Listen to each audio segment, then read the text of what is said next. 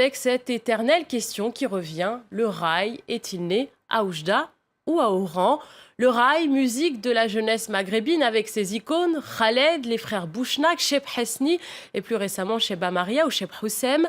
Cette polémique qui ressurgit aujourd'hui après que l'Algérie ait déposé une demande auprès de l'UNESCO pour inscrire le rail comme héritage culturel algérien, ce qui a suscité la protestation du Maroc qui estime que ce style musical est né à Oujda dans l'Est marocain. Pour en parler, nous sommes en ligne depuis Ain Timouchent avec Mohamed Kali, journaliste à El Watan. Bonsoir, vous vous êtes penché plusieurs fois sur le dossier. Alors comment expliquer déjà que Maroc et Algérie revendiquent la naissance du rail? Bonsoir à vous. Je trouve que vraiment c'est une affaire lamentable et qu'il n'y a pas lieu d'étaler des divergences entre deux États à atteindre à ce niveau. Il y a une petite guerre qui se fait entre le Maroc et l'Algérie.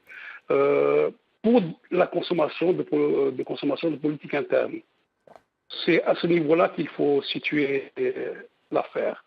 Dire que les Ouzdi réclament une part de rail, c'est tout à fait naturel entre régions frontalières. Il y a toujours de par le monde, il y a toujours des métissages. Mais il y a quand même la vérité historique, c'est que le rail n'est ni né à Oran, ni à Oujda, il est né dans l'Oranie.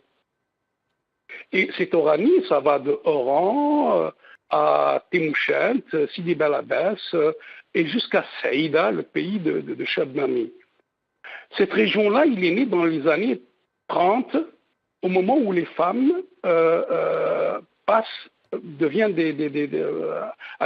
travaillent sur les champs viticoles. Vous savez que dans l'ouest du pays, dans cette région, il y avait 280 000 hectares de vignes. Et ça employait pendant pratiquement tout l'été, ça décuplait la population par 3 à 4 de la région. Et les gens n'habitaient pas dans les villes. Donc le rail n'est pas un rail d'une cité ou d'une ville, il est né à la campagne. Il est rural. Et ce chant est un chant féminin qui fait pendant aux bédouis, au chant masculin des chiours, accompagné de la gasba et du gallal. Mohamed Kali, est-ce qu'aujourd'hui, du coup, c'est important d'inscrire le rail comme héritage culturel algérien ou marocain, mais de l'inscrire auprès de l'UNESCO? Je trouve que ça n'a pas de sens. On est dans l'industrie, là. On n'est pas en train d'essayer de sauvegarder quelque chose qui risque de dépérir.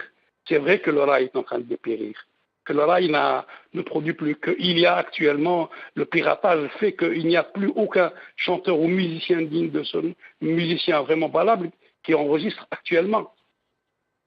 Que tout ce qui se vend actuellement, c'est du live qui est produit dans les cabarets.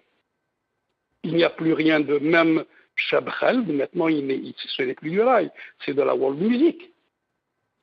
Et je trouve que vraiment cette histoire de revendiquer la paternité, ça me rappelle dans les années 90, quand le rail était sur tous les plateaux de chaînes de télévision françaises, Orlando, le frère de la regrettée Dalida, qui revendiquait que Dalida était la première à chanter le rail. Et il citait, pour preuve, Salma et Salama, qui est une chanson égyptienne. Merci Mohamed Kali.